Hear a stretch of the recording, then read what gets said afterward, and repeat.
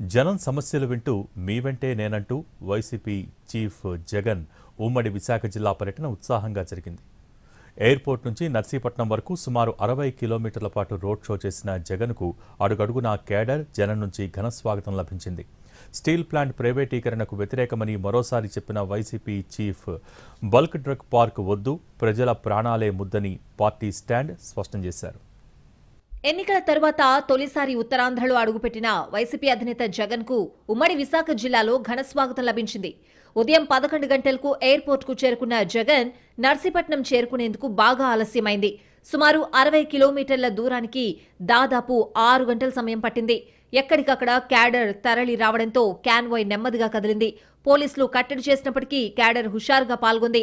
అనకాపల్లి, తాళ్లపాలెం ఏరియాలో భారీ వర్షాన్ని సైతం జనం లెక్క చేయలేదు. మహిళలు, జనం రోడ్లపై బారులు తీరడంతో జోరు వానలోనే అభివాదం చేసుకుంటూ ముందుకు సాగారు జగన్.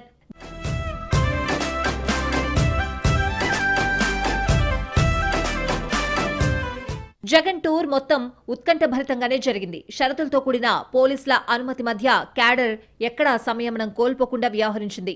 రోడ్ షోలో విశాఖ స్టీల్ ప్లాంట్ పరిరక్షణ పోరాట కమిటీ జగన్ ను కలిసి వినతి పత్రం సమర్పించింది. ఎన్నికల ముందు హామీ ఇచ్చిన టీడీపీ కూటమి ఇప్పుడు భిన్నమైన వైఖరి ప్రదర్శిస్తోందని, సమస్యలపై పోరాటానికి మరింత మద్దతు కావాలని అభ్యర్థించింది.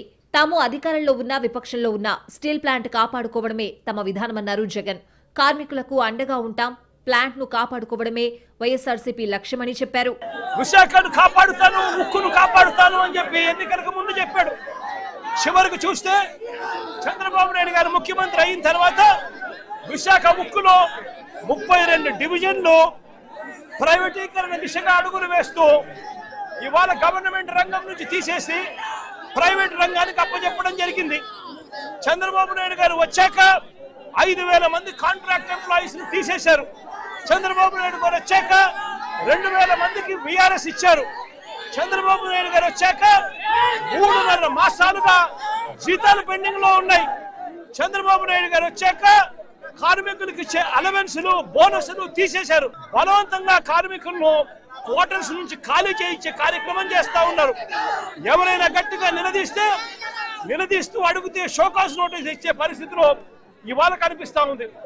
తాళ్లపాలెం దగ్గర చెరకు, వరి రైతులు తమ సమస్యలను జగన్ కు చెప్పుకున్నారు. ఇక జగన్ పర్యటనలో బల్క్ డ్రగ్ పార్క్ నిర్వాసితులు, ప్రభావిత ప్రాంతాల ప్రజలకు భరోసా లభించింది. వివాదాస్పద ఫార్మా ఇండస్ట్రీస్ క్లస్టర్ పై జనం పక్షమే తమ పక్షమని జగన్ చెప్పేశారు.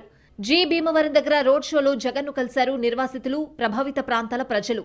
వాళ్లు అందజేసిన బల్క్ డ్రగ్ పార్క్ వద్దు, జనం ప్రాణాలు ముద్దు ప్లకార్డ్ ను ప్రదర్శించారు జగన్. ఓవరాల్ గా వైసీపీ చీఫ్ ఉమ్మడి విశాఖ పర్యటన రాజకీయంగా ఎంత వేడిని రాజేసిందో, క్యాడర్లో కొత్త జోష్ తెచ్చేందుకు సహకరించిందని పార్టీ వర్గాలు సంబరపడుతున్నాయి.